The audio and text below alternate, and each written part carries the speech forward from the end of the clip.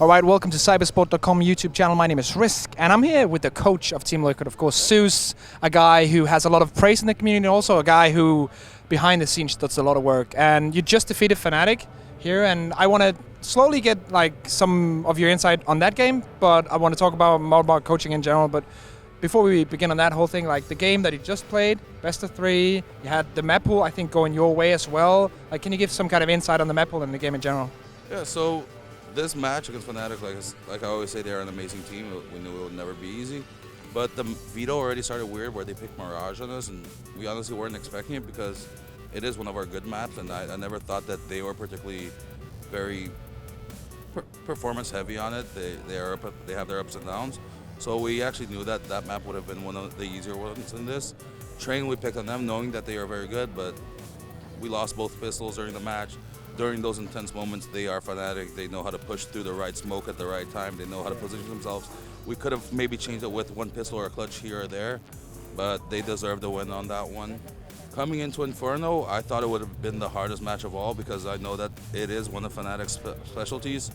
We started off a little slow. We lost the pistol that we could have won, but turning it around that eco just gave us momentum, and we wouldn't let it go from there.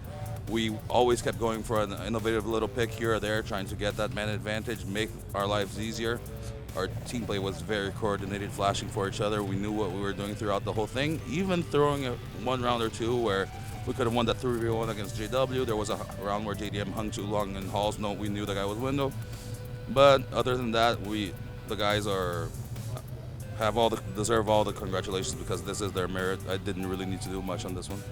Talking about like the way you played that best of 3, I felt like the momentum and the pace of the game was really well played. You were very good at switching from the slow pace, like default kind of style, into like specific rushes, because I think that's something that fnatic still is struggling with, like getting that perfect pace of the game. So can you give like slightly an insight to how you like work on that pacing in the team? Yeah, so our team is pretty structured for the little amount of time we've had practicing together. We're close to 2 months now. And we've actually gotten pretty good pretty fast, right, with what we had to work. fnatic is just one of those teams that if you give them too much respect, they will bully you, and that's the number one thing that I try to get into the guys' head is that we have to get into their faces. We can't let them smoke and just run around or walk out on us.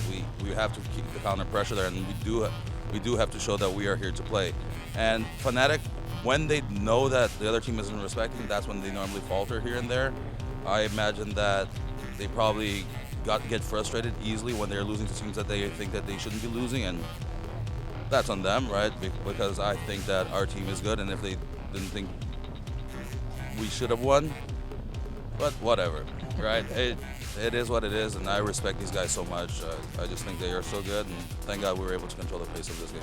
And talking about controlling the team in general, because of course you are the coach of the team, and this is something that we see come into CSGO a lot, like especially in the high level. Almost every top team right now has a coach. Different kind of roles and types of coaches, but if you can like give like kind of an insight into your daily roles, not just at the tournament, but when you're at home practicing, like how do you guys prepare? Let's say for a tournament like this, how does your schedule look like? So, like you said, there are a lot of different types of coaches. I've worked with a few. My style, I prefer to carry on the motivational part, work the end game. I have to do a lot of back-end work through Liquid, managerial stuff. So I have my hands full right now, but I love what I do, and I think that, not because it's me, but I think that my style of coaching is particularly very effective.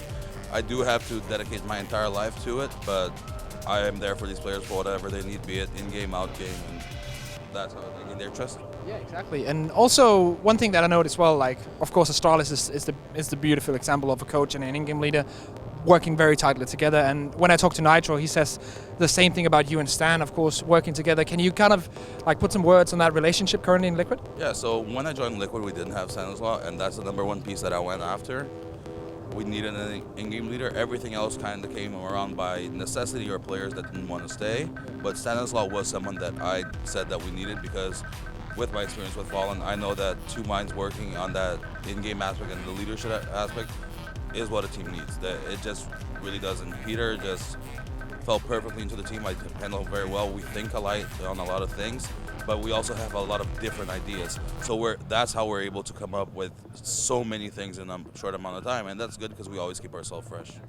So thinking of Liquid as a team now, like you have the solid foundation, you have you and you have Stan, you have all the players around it, Twist coming up as a young player.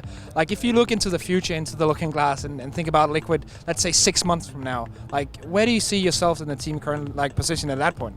So, 4 6 months, which is our long-term goal right now, we hope to get top 4, and we know that is a high ask, but that's how much we trust in our team. We know that the talent is there, the mentalities are there, that we can, and we just have to dedicate and keep playing this more than other people. We have to catch up, and we hope to snag a little tournament here and there. We know that there will be group stages.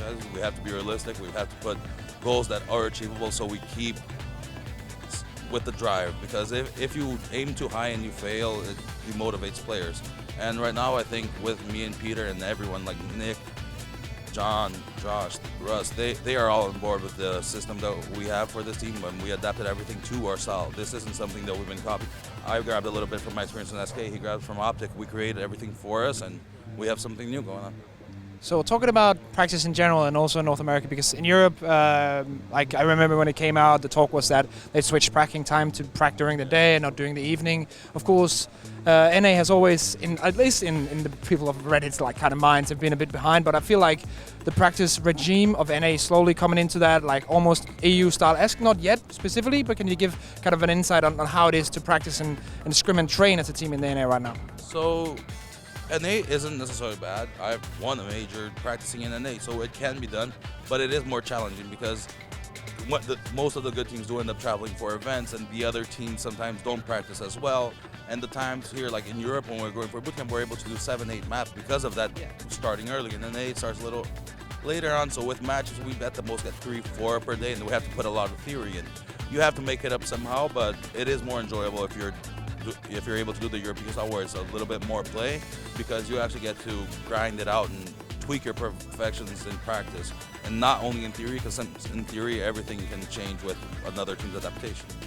All right, one of the last questions I wanted to ask you is, of course you have a team that you have not handpicked yourself, but almost like kind of took all the little pieces that you wanted and build it as you want. But if you had to pick one player that's currently not in Liquid who in the future, let's say 6 months, a year, could be a huge star of the team, like what player would you be on the lookout for? A rising talent, more of thing? Exactly. So right now, I think Ethan from CLG is really impressing me. He's handling himself well. It's not so much as a revelation. FNS as well has been showing himself to be a great game leader. I think he can, not necessarily for Liquid, but for someone else, he can be a really huge addition if people go after him. And they does have a lot of talent coming up soon. Okay, on that we're going to end it. Thank you so much for the interview and good luck in the rest of the tournament, and stay tuned to cybersport.com.